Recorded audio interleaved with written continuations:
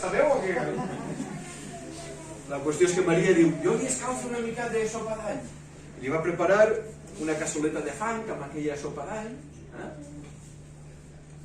i aquell home va agafar la cassola amb una mà, amb l'altra la cullera, i davant de les flames, en la fosca, mig trencada per aquella dansa magnètica, màgica, ja la sabeu, la de les flames, que s'estimen tant la fosca, doncs la cara ratada va començar a saborir aquella sopa de ceba.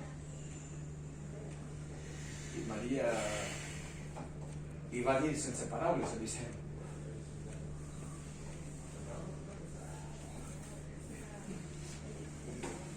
i és que sabeu què? Que aquell frare franciscà no tenia el dit anular. Que sabeu que aquest dit d'ací es diu l'anular perquè és el que serveix per a portar els anells, per això diu anular. I aquell home no en tenia, i agafava la cassola amb només 4 dits de la mà esquerra. Clar, es va descompondre per dins Maria i va fer la pregunta que potser mai no hauria d'haver formulat.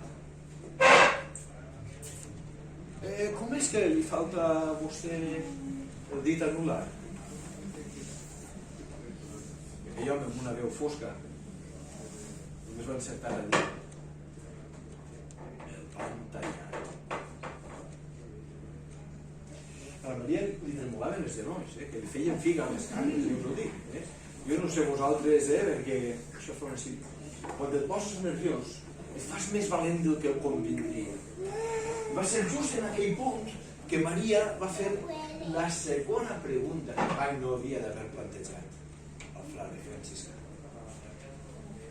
Perquè enmig de la fosca, mentre dansaven les flames, li va dir: i